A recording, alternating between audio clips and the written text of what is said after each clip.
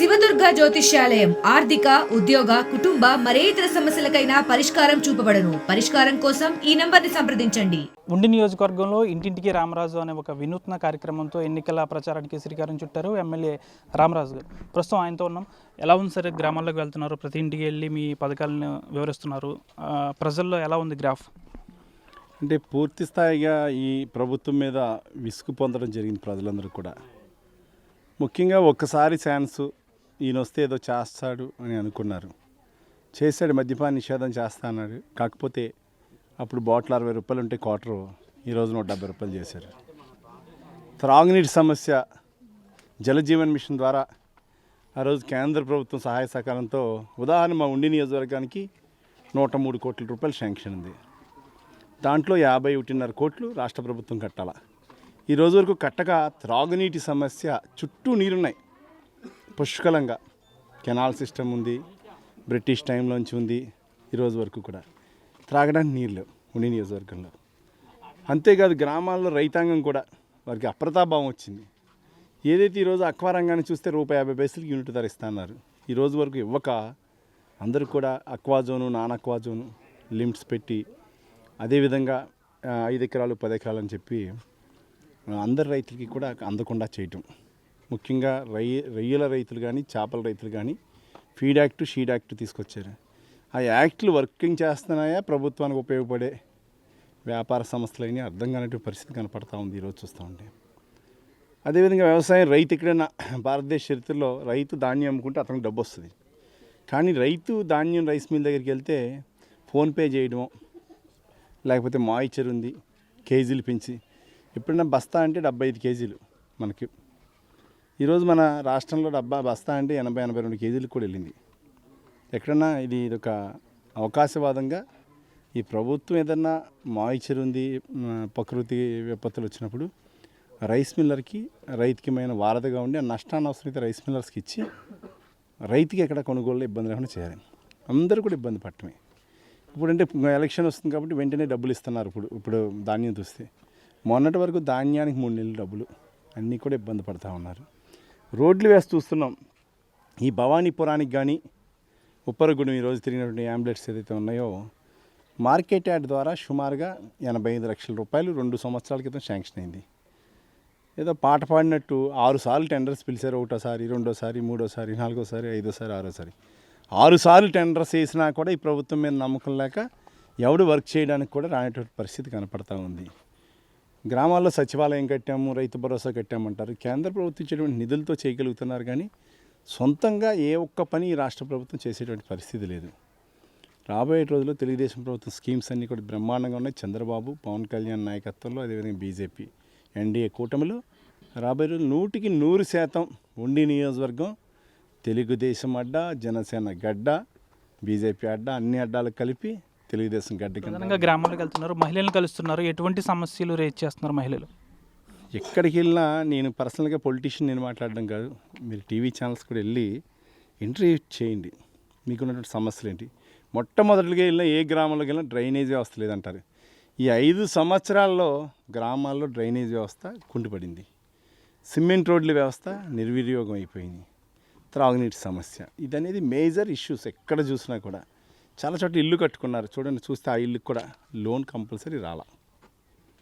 ఇల్లు కట్టేటప్పుడు కట్టేసుకోండి, కేంద్ర ప్రభుత్వం చక్కగా ఇస్తూ ఉంది. మరి వీళ్ళు ఇవ్వటానికి నొప్పేంటి?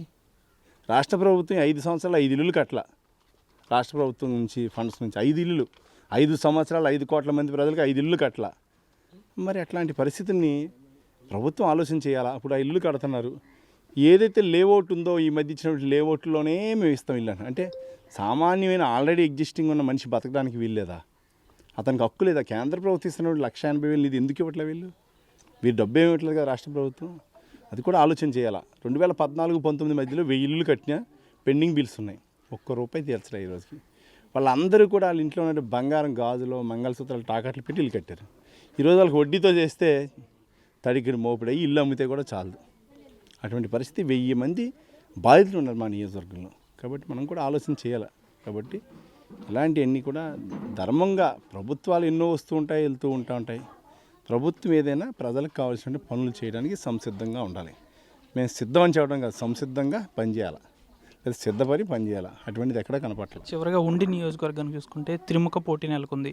మీ పార్టీలో మాజీ ఎమ్మెల్యే ఇండిపెండెంట్గా వేస్తాను అని అంటున్నారు. ఎలా ఉండబోతుంది?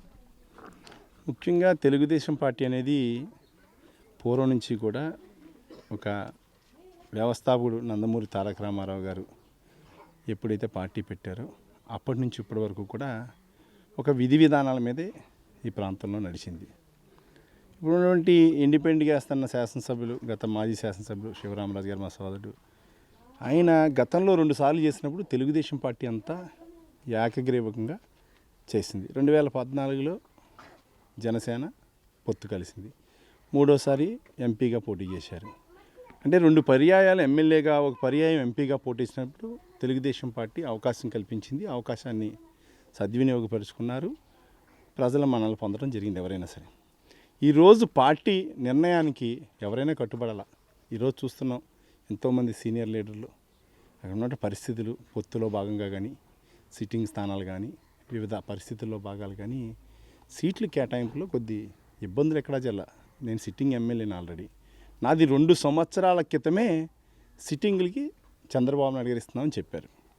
సంవత్సరం క్రితం అచ్చెన్నాయుడు గారు పార్లమెంటు మొత్తం మహానాడు జరిగినప్పుడు 7 నియోజకవర్గాలు సాక్షిగా ఆయన కూడా స్టేజ్ మీద అనౌన్స్ చేశారు. మరి ఆయన తెలుగుదేశానికి ఇచ్చినప్పుడు తెలుగుదేశానికి కట్టుబడి పనిచేయాలా. ఆయనకి ఇస్తే తెలుగుదేశం కుటుంబ సభ్యులు అందరూ చేయాలా. ఆయనకి ఇవ్వకపోతే ఇండిపెండెంట్గా వేస్తాననేది అది సబబు కాదు. ఆయన విజ్ఞతకే నేను వదులుతున్నాను. పూర్తి స్థాయిలో తెలుగుదేశం పార్టీ కుటుంబ సభ్యులందరూ కూడా కట్టుబడి తెలుగుదేశం గెలుపు కోసం పూర్తి స్థాయిలో అహర్నిశలు కష్టపడతారు. దాన్ని కూడా ప్రజలందరూ గమనిస్తున్నారు. ఈరోజు మనం కూడా ఆలోచన చేయాలా. పార్టీకి విధి విధానాలు ఉంటాయి. 175 సీట్లు ఉంటాయి మన రాష్ట్రంలో. యాస్పిరెంట్లు 400 మంది ఉండొచ్చు. 400 మందికి సీట్లు లేనట్టు పరిస్థితి ఉంటుంది. ఆయనకి పార్టీ సముచితమైన స్థానం ఇస్తానని చెప్పడం జరిగింది. సముచితమైన గౌరవం ఇస్తామని కూడా పార్టీ తెలియజేసింది. పార్టీ నాయకులు, మాజీ మంత్రులు కానీ, మాజీ ఎమ్మెల్యేలు కానీ, రాష్ట్ర స్థాయి నాయకులు కానీ సుమారుగా 10 మంది సంప్రదించారు. ఆయనతో సంప్రదించి చేయడం జరిగింది. ఈరోజు అటువంటివన్నీ కూడా ఆలోచన చేయాలా ఎవరైనా సరే. ఎందుకంటే పార్టీ అనేది ఒక ప్రొసీజర్, పార్టీ అనేది ఒక విధి విధానాలు. పార్టీలో ఒక నిర్ణయం చంద్రబాబు నాయుడు గారు తీసుకున్న, జనసేన పవన్ కళ్యాణ్ గారు, ఈయన కూడా యాస్పిరెంట్గా నాతో కన్నా ముందర ఈయన కూడా జనసేనకి వర్క్ చేశారు. మరి ఆయనకు కూడా సీటు కావాలని ఆయన కోరుకున్నారు.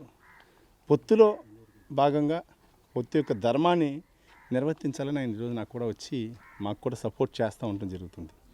కాబట్టి మీరు కూడా, మనం ప్రజలందరూ కూడా గమనిస్తున్నారు ఇవన్నీ కూడా.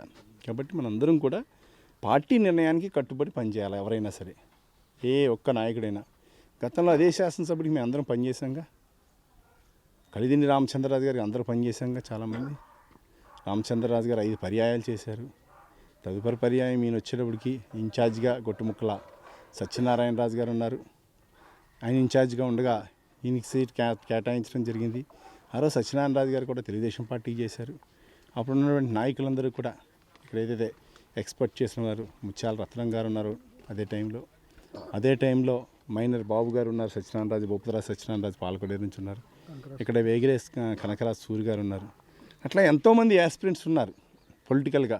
ఒక్క నియోజకవర్గంలో 6-5 యాస్పిరెంట్స్ ఉన్నప్పుడు తెలుగుదేశం పార్టీ ఇంక అవకాశం కల్పించింది. అవకాశాన్ని ఆ రోజు క్లియర్గా కష్టపడి ఆయన, ప్రజలు, కార్యకర్తలు అందరూ కలిస్తేనే గెలుస్తుంది. ఒక వ్యక్తి అనేది అది వేరే ఇష్యూ. బట్ ఎప్పుడైనా అల్టిమేట్గా ఎవరైనా చేయవలసింది పూర్తి స్థాయిలో తెలుగుదేశం పార్టీ యొక్క నిర్ణయాన్ని గౌరవించాలని చెప్పి ప్రతి ఒక్క నాయకుల్ని గౌరవించాలి. చివరిగా జనసేన తరపున రామరాజు గారికి మీ సహాయం ఎలా ఉంటుంది? మా జనసేన పార్టీ అధినేత శ్రీ పవన్ కళ్యాణ్ గారు, అలాగే తెలుగుదేశం పార్టీ అధినేత చంద్రబాబు నాయుడు గారు పొత్తులో భాగంగా ఇక్కడ ఉండి నియోజకవర్గానికి ఉమ్మడి అభ్యర్థిగా మంత్రి రామరాజు గారికి ఇక్కడ సీటు కేటాయించారు. కాబట్టి ఆయన గెలుపుకు పూర్తి సహకారం నన్ను అందించమని మాకు పవన్ కళ్యాణ్ గారు, నాదెండ్ల మనోహర్ గారు నాకు సూచించారు. మా అధిష్టానం ఏదైతే చెప్పారో అధిష్టానం ప్రకారమే మేమంతా మా జనసేన పార్టీ ఉండి నియోజకవర్గంలో జనసేన పార్టీ నాయకులు, కార్యకర్తలు, జన సైనికులు, లేరు మహిళలు అందరూ కూడా పూర్తిగా రామరాజు గారి గెలుపు కోసం ఆహర్నిశలు కష్టపడతాం. ఆయనకి భారీ మెజారిటీ రావడానికి కృషి చేస్తాం. ఇందులో ఎటువంటి ఇబ్బంది లేదు. మాకు ఏదైతే నేను కూడా సీట్ ఆశించడం మాట వాస్తవం. మా అధిష్టానం నిర్ణయానికి కట్టుబడి ఇవాళ మేమంతా కూడా రామరాజు గారికి సీట్ ఇచ్చారు కాబట్టి ఆయన విజయానికి మేమంతా కూడా తోడ్పడవుతాం. ఇంకా ఉండి నియోజకవర్గంలో టీడీపీ కంచుకోట కాబట్టి ఇక్కడ మరొకసారి ఎమ్మెల్యే గెలుస్తానని కూడా రామరాజు చెప్తున్నారు. వీడియో జర్నలిస్ట్ శేఖర్తో మనోజ్ RTV పశ్చిమ గోదావరి నుంచి. మరిన్ని వీడియోస్ కోసం ఛానల్ ని సబ్స్క్రైబ్ చేయండి, లేటెస్ట్ అప్డేట్స్ కోసం వాట్సాప్ ఛానల్ ని ఫాలో చేయండి అండ్ లింక్ డిస్క్రిప్షన్ లో ఉంది.